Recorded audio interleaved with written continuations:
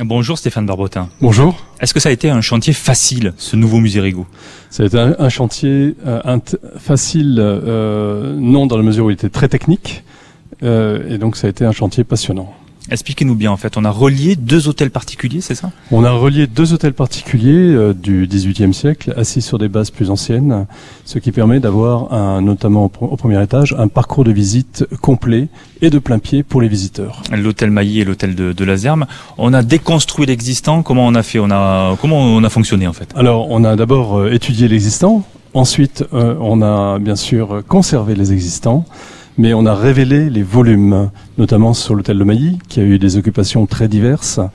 Donc on a pu recréer une enveloppe intérieure beaucoup plus contemporaine et adaptée aux œuvres présentées. Par contre, sur l'hôtel de Lazerme, on a gardé l'esprit de l'hôtel particulier et de la maison d'habitation. Alors là, on est dans la cour Mailly, c'est l'entrée principale du musée. On rentre, il y a un sas et ensuite les guichets d'accueil. Est-ce qu'on peut dire à quoi il ressemble? On fait de la radio, il faut qu'on explique, il faut qu'on donne à voir aux auditeurs à quoi il ressemble ce musée.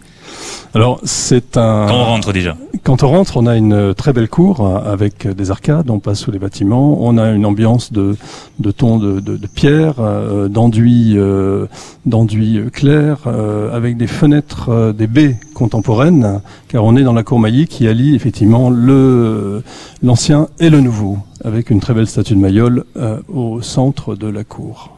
Après on monte. Après on monte, on rentre dans un hall qui est traité de manière très contemporaine et on a l'escalier principal qui est l'articulation du musée, qui a été créé, qui est neuve, qui permet de relier les différents étages du musée de l'hôtel de Mailly et de l'hôtel de Lazerme. Donc premier étage expo permanent, deuxième étage expo temporaire. Est-ce qu'il y a eu un travail, on l'imagine, particulier sur la lumière? Oui, la lumière tant naturelle qu'artificielle a été prise en compte dès le début du projet. La lumière naturelle pour que le visiteur reste en contact avec la ville, l'extérieur et l'ambiance particulière de Perpignan et de cette très très belle lumière.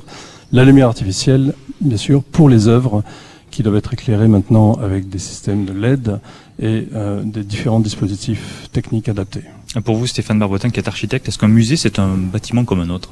Non, un musée, ce n'est pas un bâtiment comme un autre. C'est un bâtiment qui, par son contenu, qui accueille par son contenu et par sa vie. C'est un bâtiment extrêmement important pour la ville de la Cité et c'est un bâtiment à qui il faut donner